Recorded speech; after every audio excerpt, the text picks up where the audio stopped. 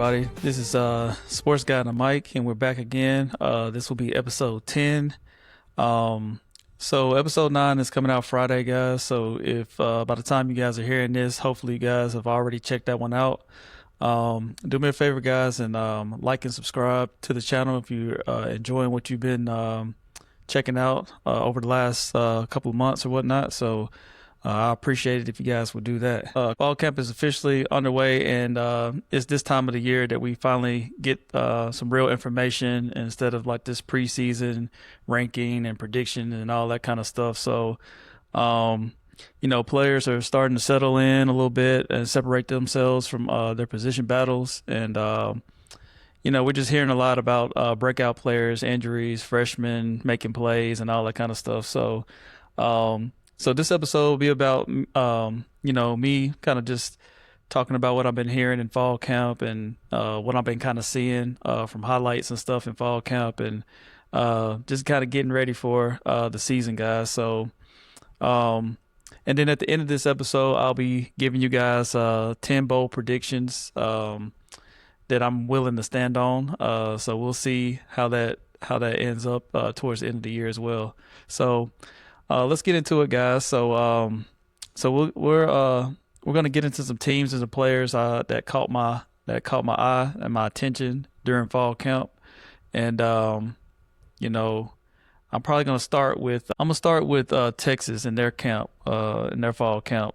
So Texas is, as you guys know, man, they're absolutely loaded with talent and playmakers all across the field. Arch Manning is entering his second season as a starter, and I think he's hungry, and I think he's ready to show his talents. I think the last season he kind of it took him a little time to kind of get into his rhythm and play at an elite level.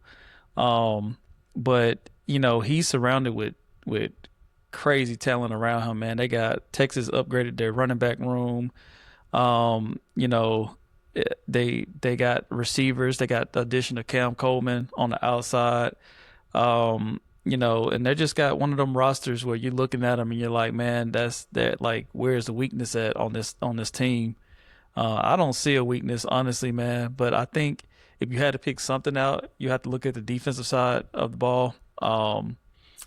I think Sarkisian has said he's trying to address the physicality. His camp is kind of geared towards being physical on the defense side of the ball. So those guys are looking to play, a little bit bigger and stronger this season. So, for me, man, I just kind of every time I see any highlights or what Texas got going on, man, every time I turn it on and I see Texas on the screen, I just see Cam Coleman making some crazy ass catch with one hand and just, it's like what I've been seeing every single time he was at Auburn, and Auburn wasn't moving the ball at all, and then Cam would just go out there and just make a crazy play.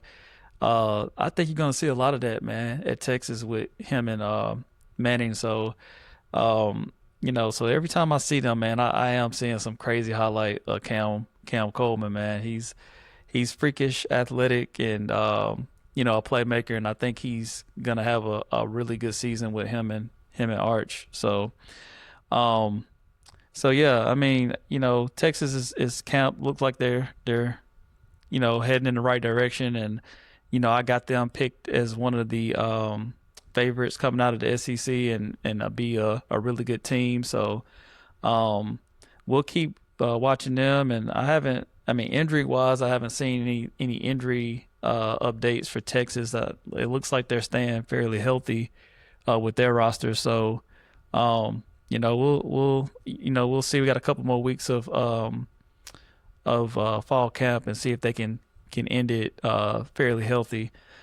But they did have a scrimmage this past week, and it looks like they still got some inconsistencies at spots, just like every other team. I haven't heard about a perfect scrimmage, first game scrimmage yet out of all the teams I've been following. But so it looks like they, still got things they got to work on, and I think that they'll be ready to go. So I still think they're a legitimate national championship contender. So we'll keep following them and see what they got. They got big game in Ohio State coming up, so they're trying to get ready. Um, so what's a team that I'm starting to buy into just by looking at fall camps and just hearing all these different things. Of course, it's kind of hard to follow every single team in fall camp. College football is unique because you got so many teams, and again, I tell you guys I love it, and I follow it a lot, but it's hard to find time to check in on every single team and go in depth with their what they got going on for the season. So I learn a lot about these teams just like week to week as I'm watching them. But one team I am starting to buy into a little bit with hearing fall camp stuff is Notre Dame. Um, I'm hearing a lot about DJ Carr, the quarterback. He's progressing really really nice. He's getting better every single week. Had a really good spring and also having a good fall camp. So they seem to be really high on him, man. He is coming more comfortable as a leader and a starter. He already showed he could play last year. 25 he threw for 2,741 yards and 24 touchdowns. Uh, as a freshman.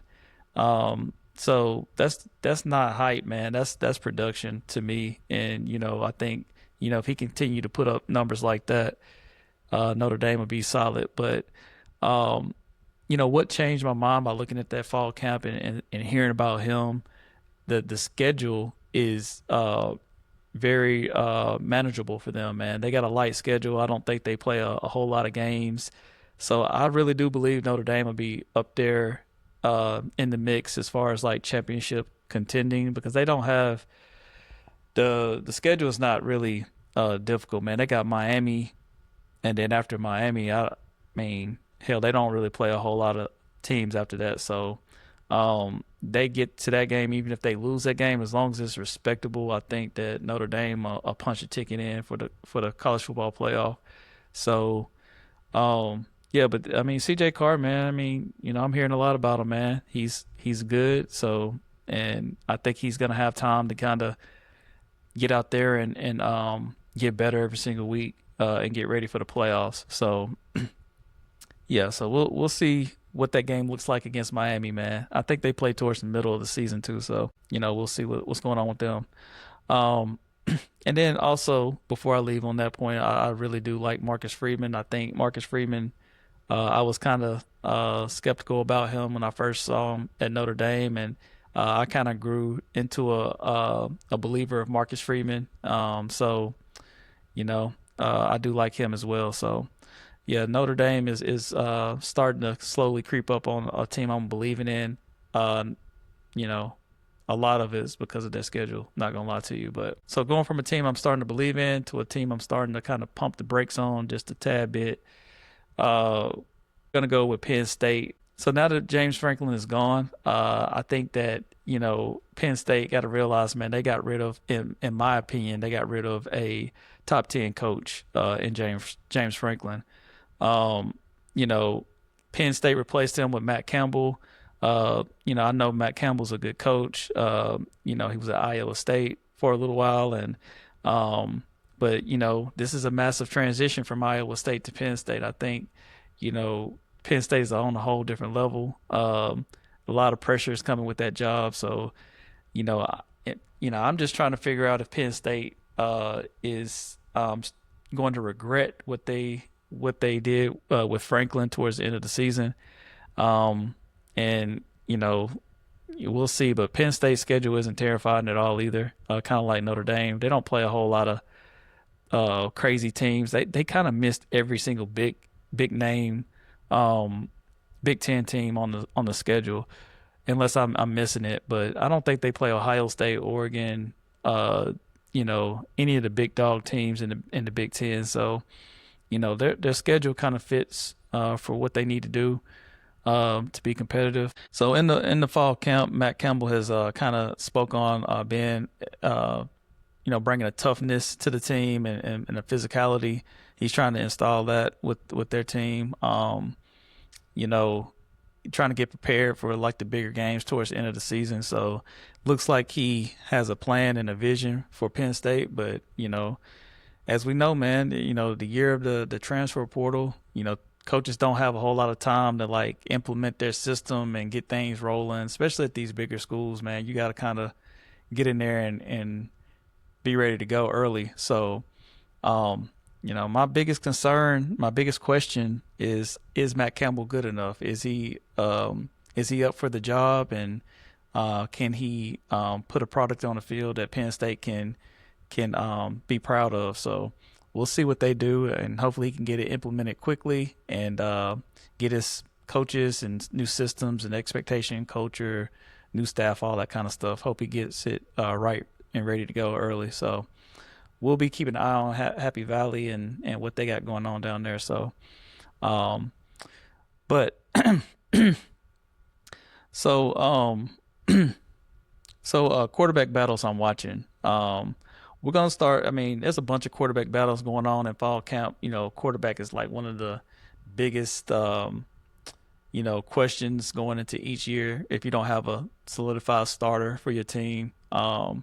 But I'm gonna start with Tennessee in their quarterback battle down there.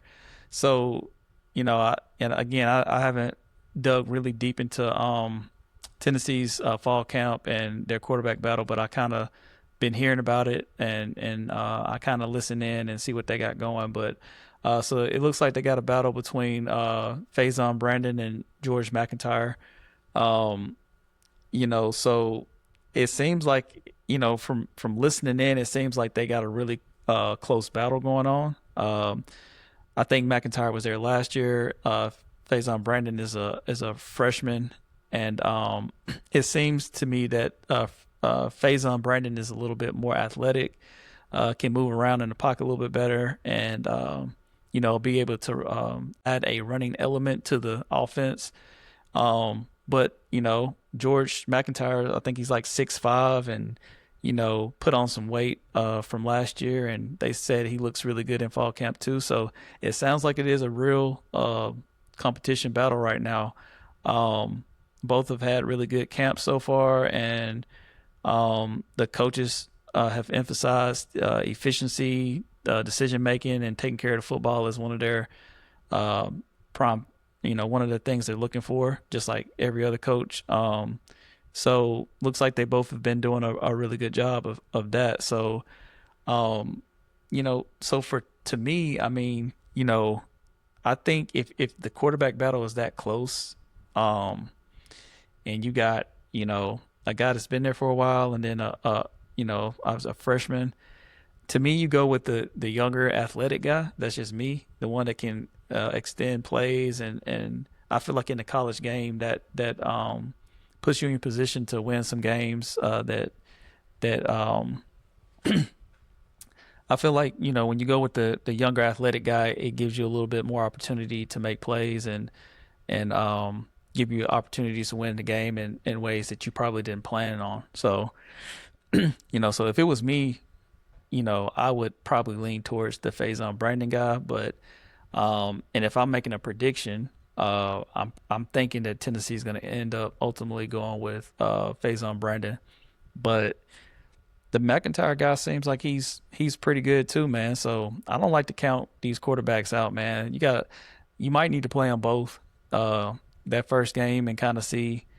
I do believe guys play differently once you kind of get them in a game set and kind of let them get underneath the lights and kind of get out there and play a little bit. So let them get out there and play and compete and see what they do in the real game, man. So we'll be keeping an eye on that quarterback battle in Tennessee and see what they decide on. But I think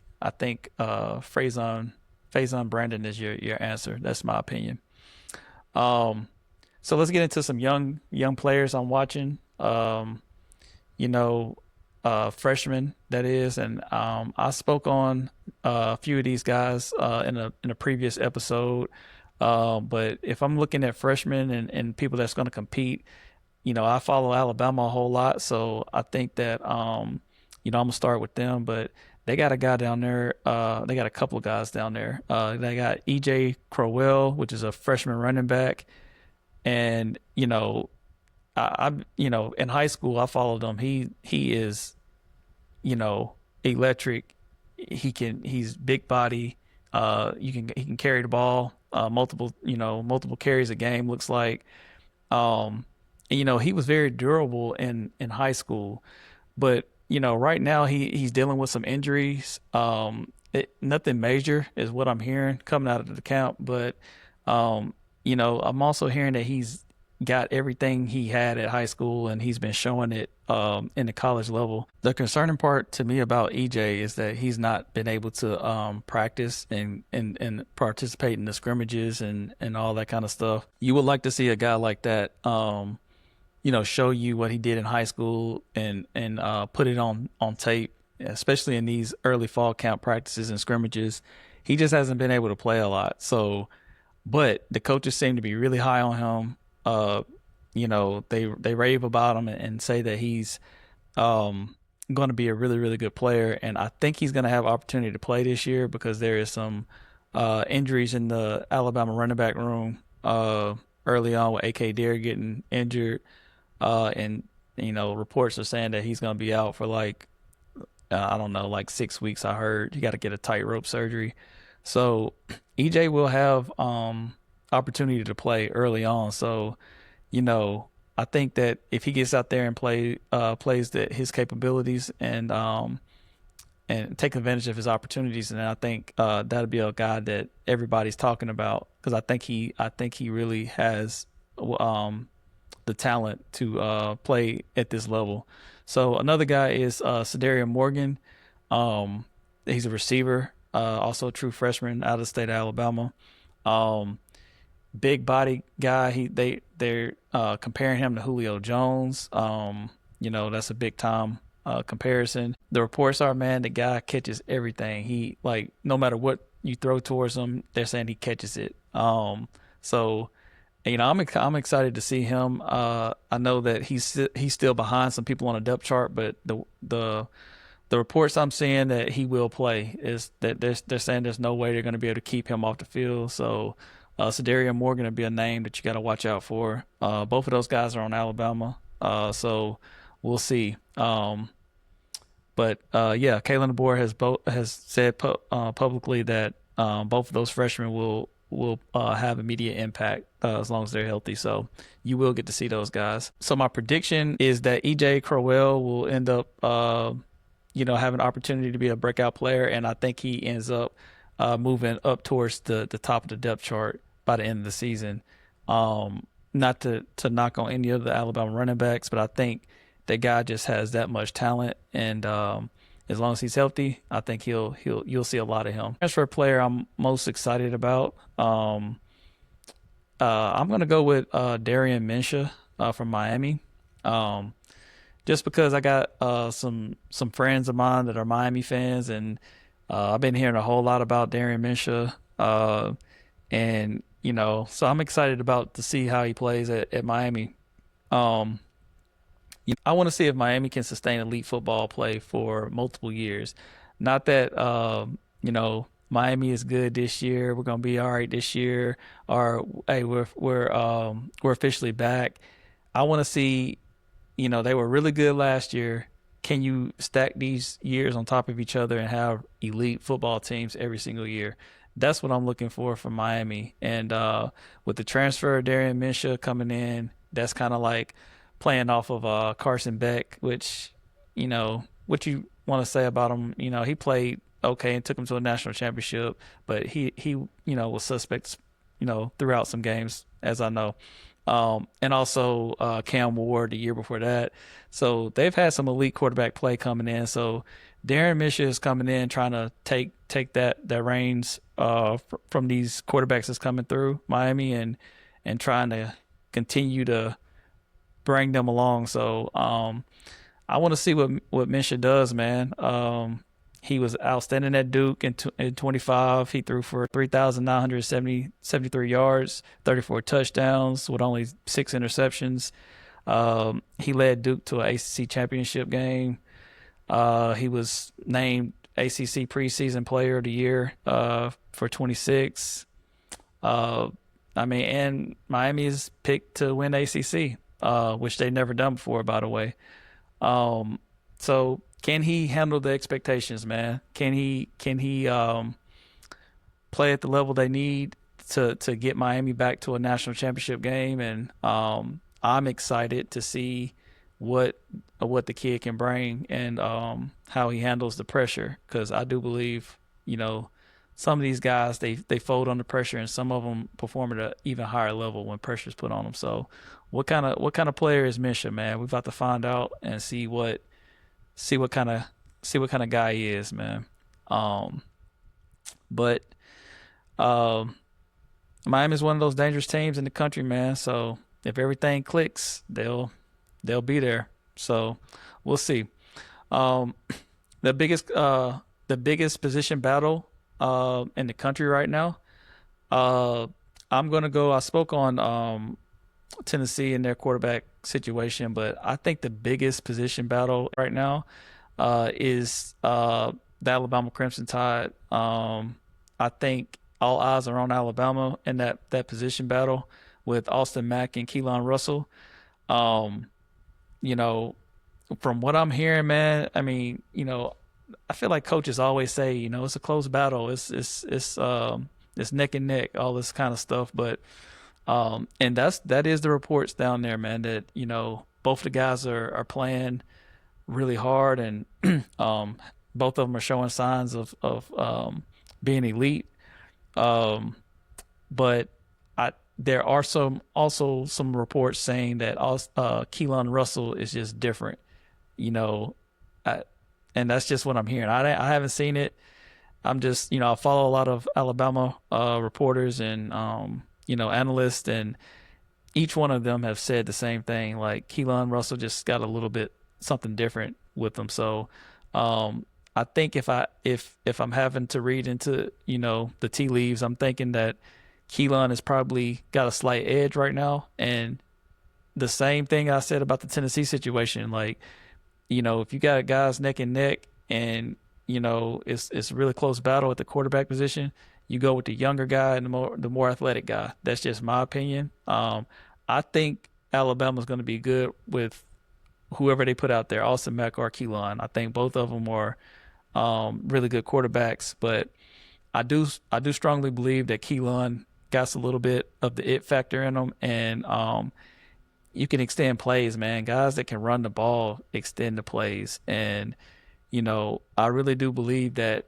Alabama struggled on the run game last year, so with Keelan, it can help your run game out. A quarterback that can run it a little bit opens up some lanes for running backs, and when the running backs get into open space, the receivers open up, so the whole playbook opens up after that. So you know, Alabama needs to be able to run the football. So I think Keelan is probably the right answer, but we'll see. If I'm having to guess right now, I think Keelan will win it. But again, Kalen DeBoer has praised both quarterbacks.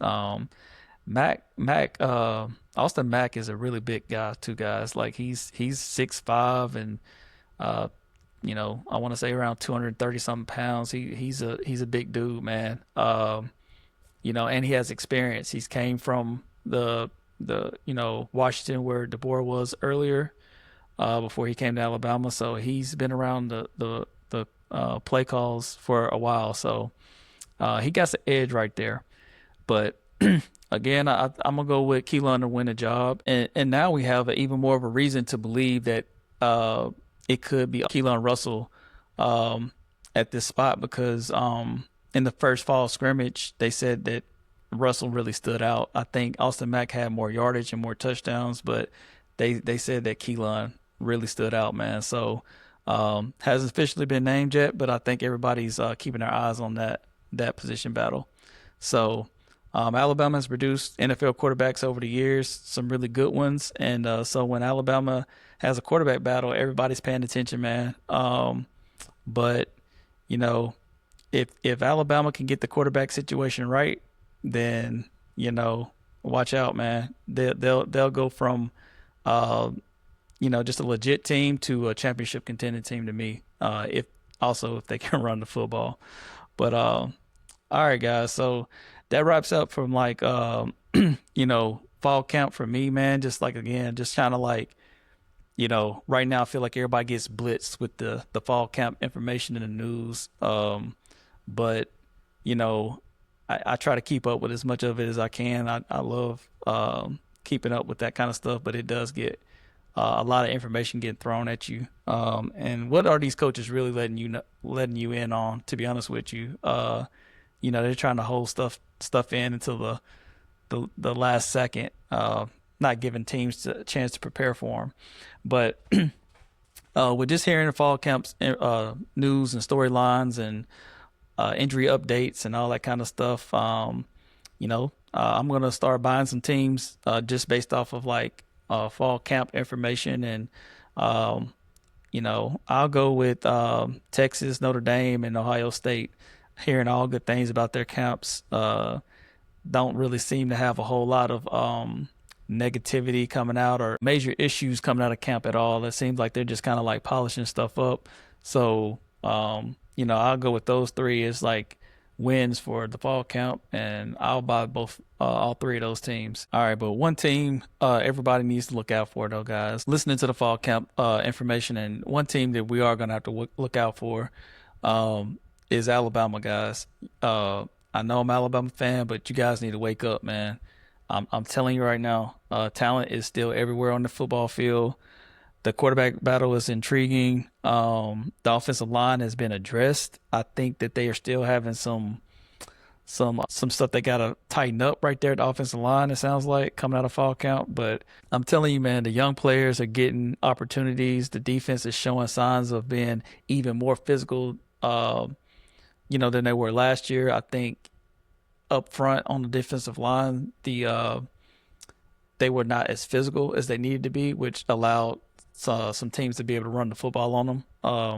But I think they got that addressed, man. I think that Alabama defense to me is going to be the most elite part of that whole team.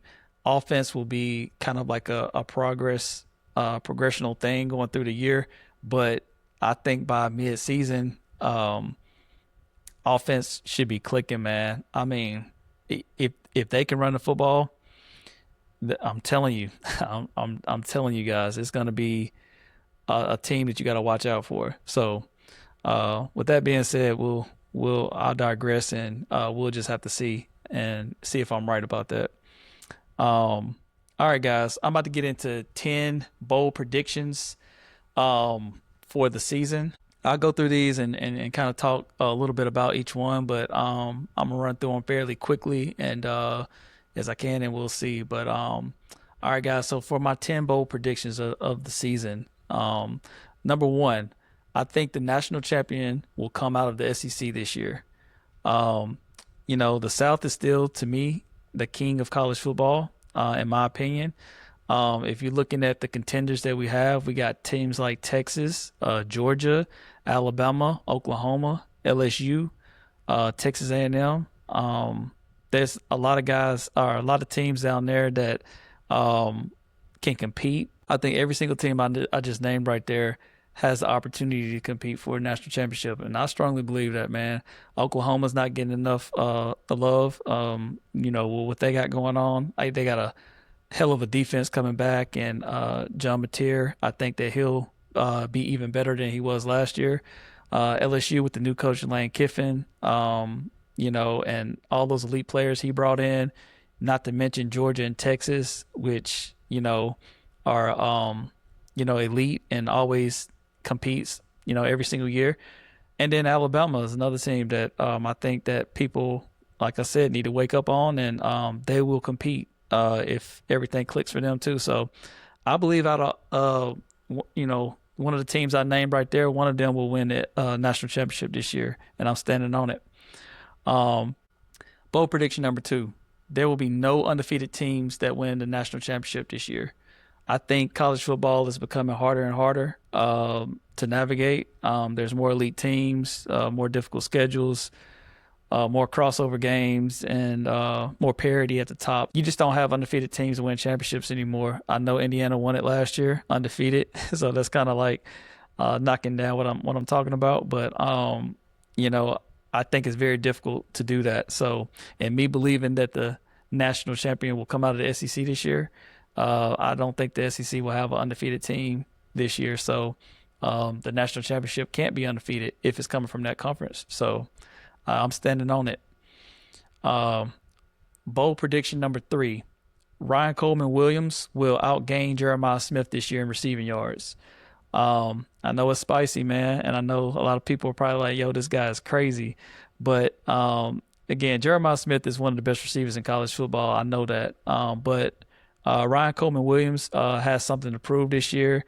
I think he exploded on the scene as a freshman. A couple years ago, he's now a veteran and a leader in the Alabama receiver room.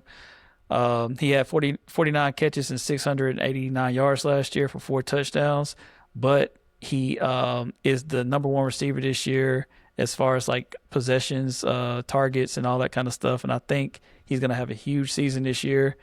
And I'm not saying Ryan is more talented than Jeremiah Smith, but I am saying that they're going to need Ryan more. Alabama will, and I think that opportunity leads to more production. So. Give me Ryan Coleman Williams to outgain Jeremiah Smith this year, and I'm standing on it. All right, prediction number four. Alabama finishes in the top 25 nationally in rushing yards team total. Last year they were awful in the rushing yard category. I think they were like 100 something. But they addressed some issues this year. They addressed the offensive line, new additions. They seem to be a little bit more physical. They got some young running backs down there getting opportunities, some elite players. Additional to E.J. Corwell could be a major piece, as I talked about earlier. If Alabama can run the football consistently, that changes everything for their offense. So, especially with a young quarterback that also can run as well. So I think that they'll be a lot better than they were last year in running the football. So I think they'll be in the top 25 in rushing yards, and I'm standing on that. Bold prediction number five. Miami finally wins the ACC.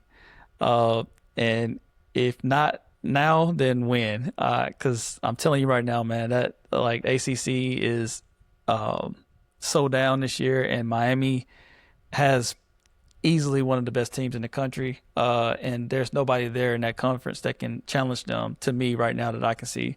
So Miami has the quarterback, the talent, the experience, a defense that's capable of playing at a high level, huge expectations. So Darian Minshew is literally the ACC preseason player of the year, and Miami was picked to win the ACC this year. So I'm putting it out there, man. Miami wins ACC this year. So that's a bold prediction, because they've never done it before. So I'm standing on that. Bold prediction number six. I'm going to go Dabo Swinney finds himself in the hot seat this year at Clemson.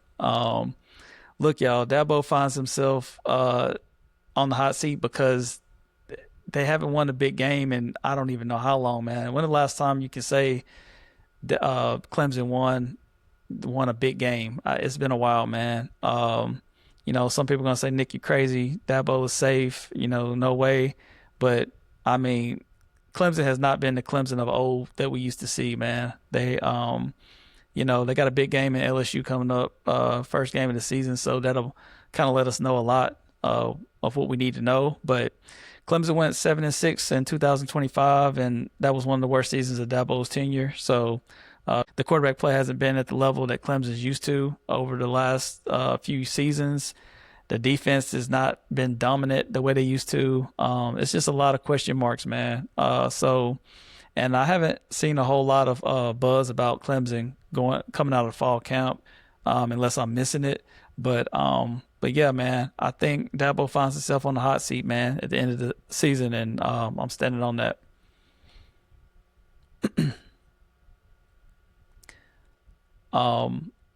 Bold prediction number seven. I'm going to go with Penn State starts to regret their decision to fire James Franklin. If James Franklin shows progress in year one at Virginia Tech and Penn State takes a step back, I think Penn State fans start to start to second guess the decision making right there. Um, Matt Campbell's a good coach. I'm not saying that he's not going to succeed. But if, immediate results aren't in at Penn State, then I think Penn State fan base starts to panic a little bit. And, so it all depends on what James Franklin does at VT first year. So if he doesn't have, immediately, if he doesn't have immediate impact right there at Virginia Tech, then I think we're safe right there. But if Franklin does go down there and have a really good season, and Penn State takes just even the slightest step back, I think people start to panic a little bit. So, I think they regret their decision making at the end of the season, and I'm standing on it. Bold prediction number 8: Arch Manning goes number 1 overall in the 27 draft. The talent is obvious. The Manning name is obvious, brings attention. But this prediction has to be more than just the last name, right? So if Arch Manning has the season that Texas is capable of having, then he's going to, up his chances of being the first round draft or the first pick of the draft, immensely. So, scouts are already treating him as like a major 27 prospect. And he's had some good years, don't get me wrong, but I think if he goes out there and performs like, everybody's kind of envisioning him to, Arch Manning will easily, to me, be the number 1 pick of the draft and, carry that Manning legacy on a little bit further. Yeah, so we'll see what he does this year, and he'll go from, Peyton Manning's nephew to just the next great quarterback, so we'll see what Arch does. So bold prediction number 9. I think Trinidad Chambliss finishes as the 5th best quarterback in the SEC. I know this is a hot take, and Chambliss is getting a ton of respect nationally. He was a preseason first team All SEC quarterback in 25. Incredible season. He threw for 4,000 yards, 22 touchdowns, and only 3 interceptions last season. So why am I saying he's going to finish 5th in the SEC? I think it's simple to me. No Lane Kiffin. That's my argument. And, I think that, he is a really, really good quarterback. And I think he has a lot of talent. He's athletic, but Lane has an ability to put you in positions to make plays. And I like to see what a coach can do for you for a whole season and not just a few games. And, without your head coach that can put you in those positions, man, it's going to be a little different. So new head coach, new offensive system, new expectations, and a strong SEC quarterback competition inside of the conference. So I think, I'm not saying he's going to be the worst quarterback at all, but I think he falls somewhere in that 5th as the best quarterback in the SEC. So I'm standing on it. So bold prediction number 10. And this is a crazy one, guys, but I'm going to say Keelan Russell and Ryan Williams goes crazy this year. I think that they end up being one of the best quarterback receiver duos in the country. If Keelan wins the starting job and Ryan Coleman Williams becomes that alpha receiver that we kind of saw his freshman year, I think they could become one of the best quarterback wide receiver duos in the country, as I said. So, Keelan has the elite athletic ability. It's already shown he can make plays in the fall camp scrimmages. Ryan is entering his 3rd year. He has something to prove. He's trying to be one of those top receivers coming out. And Alabama needs both of them, honestly, to take a major step in the right direction. So, so as I said, man, recent camp reports have said that Keelan hype is real. And also Ryan Williams has put on more weight and it's been becoming a little bit more physical. So I think he's able to handle that workload. So this could be the Alabama connection that everybody's talking about in November. So, I believe that, and I'm going to stand on it. So there you go. All right, guys. So those are my 10 bowl predictions of the 26th season. I'm going to stand on those, and we'll eventually come back around and see how close I was to being right on those. All right, guys. So out of all the predictions I just gave you, my most confident prediction is probably that the national champion comes from the SEC. I know some of these predictions that I gave you guys are just kind of, a little bit out there, but that's the fun part of it. It's just opinions, and I'm just a regular guy with opinions. So that's gonna wrap it up for me, guys. And let me know what you guys think, man. Which predictions do you agree with? Which ones do you think I'm completely crazy about? What's your bold prediction of the 26th season? Leave it in the comments, man, and in my social media comments or whatnot. So make sure you guys are following and subscribe to A Sports Guy and a Mic. Find the podcast wherever you can listen. It's on Spotify. And then also check out episode 9 that's dropping on Friday if you haven't already listened. And be looking out for some teaser episodes on 11. So that's it for episode 10, guys, of Sports Guy and a Mic. Football's almost here, and I cannot wait. And we'll see how many of my predictions are right at the end of the season. And we'll talk about them, of course. But all right, guys, peace.